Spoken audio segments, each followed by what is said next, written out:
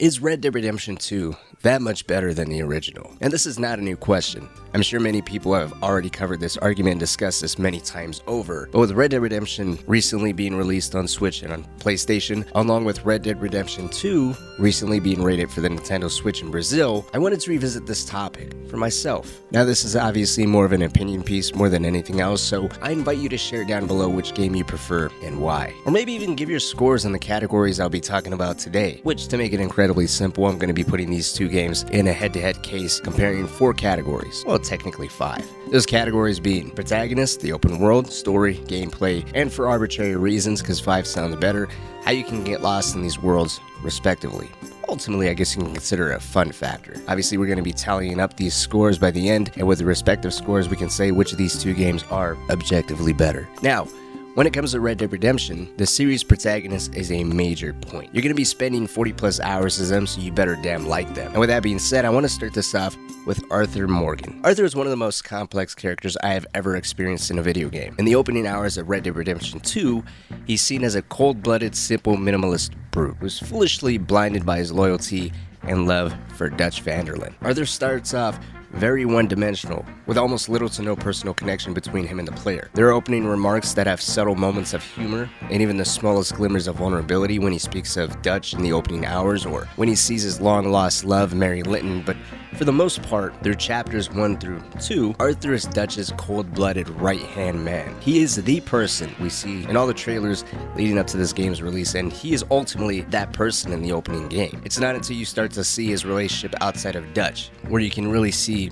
who Arthur is as a person. He cares deeply for those around him. He's not the bloodthirsty monster who revels in the senseless killings of other people. He robs out of necessity and kills for the most part out of self-defense. While he can think for himself and is constantly looking out for the other members of the gang, he puts his loyalty to Dutch above any and everything else. That's not entirely apparent until he gets sick and starts to look out more for John, who earlier in the game he resents him more than anything, a resentment that stems more from disappointment than jealousy. But Arthur's mentality, his entire perspective, starts to shift later on as the game progresses. He starts to acknowledge his own mortality to a none, an acknowledgement that was probably never even considered until he was told his days were numbered. The Arthur Morgan we see during the long days of Beaver Hollow at the end of the game versus the cutthroat nature he exhibits during the early chapters are very different. I don't want to go so far to say he's an entirely different person. He's not weak or an entirely changed man. Make no mistake, he's still more than willing to end someone's life if need be. He just becomes much more reflective and appreciative of life as he starts to understand our true fragility. John Marston, on the other hand, I'd argue he's equally as likable. Although Arthur works for an entire gang and a master that he considers his father, John serves a much more selfish purpose. His main purpose is clearing his name so he and his family can live in peace. While John does also display some moments of threatening those around him without a second thought, even as most aggressive moments don't rival those of Arthur's, John also has moments where he speaks of his past, his upbringing, and how he does regret his current situation he finds himself in now, hunting down his former brothers. There's by no means a lack of John being vulnerable.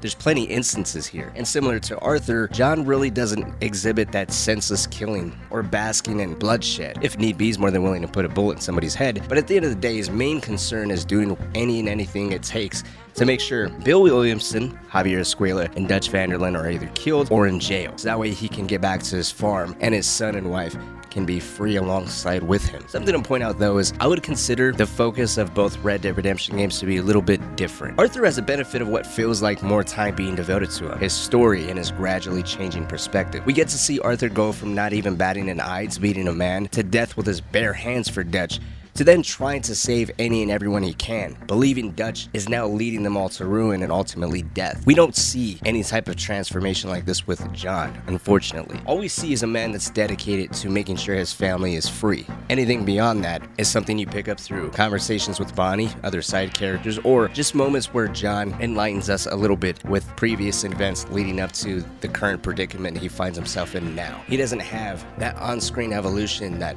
Arthur gets to have. But regardless, personally, I would still rate John during the events of Red Dead Redemption a solid 9. The performance by Rob Wheatcliff is phenomenal and helped solidify John Marston as one of the most iconic characters in video game history. Arthur Morgan, on the other hand, I'd say is an easy 9.5 to 10. It's very, very, very close to John, but I'd still say Arthur does a slightly better job. Roger Clark brought Arthur Morgan to life in a way that makes him feel like he's more than just a video game character. You can feel his moments of anger, vulnerability, sadness, happiness, and probably most importantly, regret. At the end of the day, it's kind of a flip of the coin between the two characters. I think most people would not care if they were given another installment as playing either John Marston or Arthur Morgan. I remember at the end of Red Dead Redemption 2, the huge sentiment was a lot of people wanted to see more of Arthur, which leads me to the next category, the narrative. Now, I want to start this one off with Red Dead Redemption. It's a little bit more straightforward than its prequel. Red Dead Redemption takes place during the year of 1911. The game puts you in the shoes of John Marston, a man who was previously an outlaw that's now considered to be an unofficial bounty hunter, being forced to hunt down members of the previous gang that he ran with. If he doesn't do so, there's presumptions that he, his son, and his wife, both of who are in custody, would be killed for their previous transgressions against the law. The story of Red Dead Redemption spans across what's assumed to be a couple different states in the southern US, along with some portions taking place in Mexico. John comes across people within the Mexican government, con man, a grave robber, and frankly some nice people that took care of him when he suffered a gunshot wound. Pretty much every single person John comes across is used to reach his end goal, and that goal being capturing or killing his previous brothers. And I'm sure the majority of us already know how this game ends. After 20 plus hours or so of John Marston trying so damn hard to be on the positive side of the law for once in his life, and doing deeds that are probably incredibly painful for him. Not only is he hunting down previous gang members that he considered actual family members, but he has to turn around and do the exact same thing to his adopted father, which in this case is Dutch Vanderlyn, only for the government agents that have been holding his family hostage, forcing him into this terrible predicament to turn around and gun him down on his farm after he was promised being pardoned for his life of crime. To this day, I think it's one of the saddest deaths in video game history. There's also this undertone that no matter what you do, no matter how hard you try to forsake a life that to this day continues to haunt you, there's almost a message here where it feels as if no matter how hard you try to renounce those ways, renounce that life and the people connected to that life, there's no escape. There's no redeeming yourself. And in John Marston's case, you have to pay society your dues back, which in this case would mean your life. There is some depth, there is some complexity, but for the most part, I'd argue it's very straightforward. It's almost like a highlight reel, so to speak, when you compare it to the likes of Red Dead Redemption 2, which is interesting because this game isn't just focusing on the character evolution of Arthur Morgan. We don't just see him go from a gunslinging outlaw, winning duels, robbing people whenever he sees fit. No, we actually see this evolution where it doesn't matter what he has to do or how he's seen, he'll do any and everything possible for the gang, for Dutch. And then he gets sick and his mentality starts to change, and then he starts focusing on different people within the gang that he feels are starting to be left behind because Dutch's priorities are starting to shift. It's not just a story of Arthur, it's a story of the gang at large. We see Dutch's deteriorating mental state, we see the broken bond between Arthur and John, and then that slowly starts to get rekindled, and Arthur's personal relationship with every Vanderlyn member expanded upon, while also filling so many gaps of the original game that we were left in the dark with. There's so much more going on in Red Dead Redemption 2 versus the original game, and that's because there's so many things that game set out to achieve. Not only telling the story of Arthur Morgan, but setting the tone and filling in a lot of blanks for the game that's supposed to come after it. And as a result of this, Red Dead Redemption 2 is one of those games where you really have to sit down, settle in, and be ready to enjoy it for the long haul. Meanwhile, Red Dead Redemption, while still a pretty long game, and having its own prologue that you gotta muddle through, is much more straightforward, much more to the point. Having to muddle through the entire culture section in Red Dead Redemption 2, sacrificing 2 hours, puts a hindrance on just jumping into the open world and diving into the Wild West, the outlaw mentality, which if you really even want to do, you have to sink a couple more hours into Chapter 2, Horseshoe Overlook, so that way you can get some more weapons, and of course, the offhand holsters, so that way you can dual wield revolvers, really living out that Wild West fantasy. So it's a toss-up. I think Red Dead Redemption 2's story for me is a solid 10 to 9.5 for the original, although depending on what you're exactly looking for, if you're looking for something just more straightforward to the point, not as deep, you just want to enjoy a Wild West type of story, the original game is the way to go. However, if you're looking for something much more deep,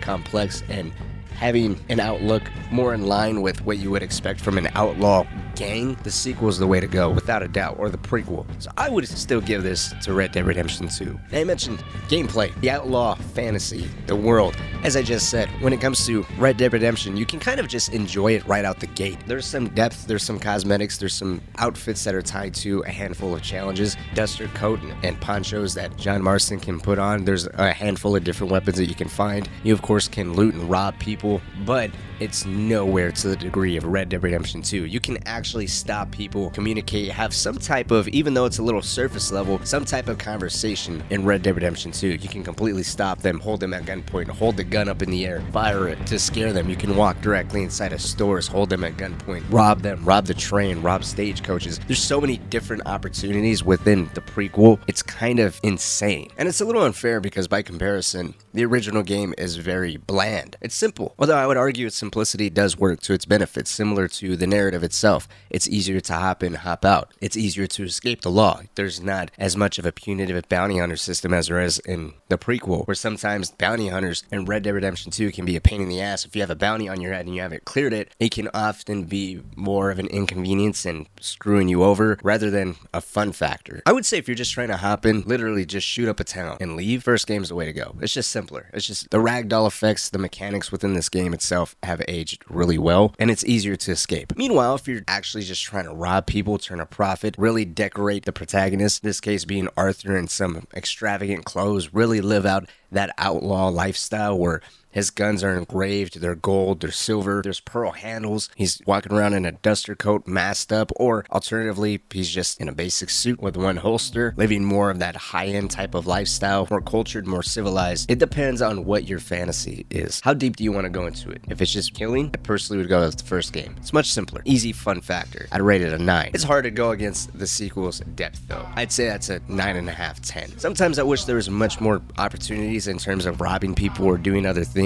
that are illegal. In terms of Red Dead Redemption 2, it would have been nice to be able to walk into anybody's house whenever you want. You know, much more open interiors, maybe some more civilized areas similar to Saint Denis, where you can walk inside someone's house or apartment and just loot the place, and then maybe you randomly run into somebody and that causes some type of issue. I would have loved to see stuff like that. Maybe we'll see that in Grand Theft Auto 6 or maybe even Red Dead Redemption 3, who really knows.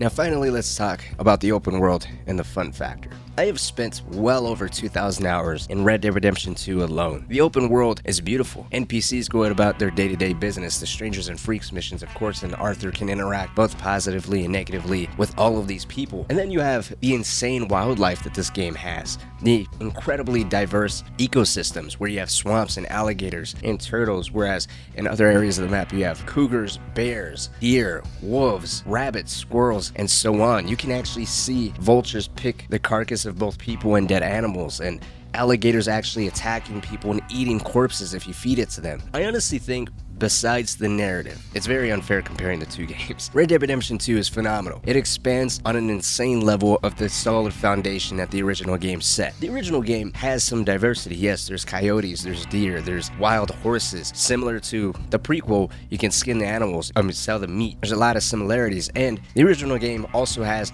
a wonderful soundtrack. The world itself is beautiful in its own right. It's obviously not going to be to the same level of detail as the prequel, but it's still a beautifully crafted game from the ground up. And ultimately, with the exception of the protagonist and the narrative, the original caters more towards a simplistic taste that a lot of people still thoroughly enjoy and in some cases actually prefer. I do hop back in the original from time to time, but after messing around, after 5 minutes, I literally switch over back to Red Dead Redemption 2 because there's just so much more to do, so many things to get lost in, so many different Easter eggs and locations that are hidden to explore. And it's because the entire sum of its parts that I personally would still say the prequel completely demolishes the original game. But let me know what you think. Which of these two games do you prefer and why? How would you rate them on the scale? Honestly, I just kind of created the scale so that way you have something to relate to down in the comment section, so I want to hear from you. Let's talk.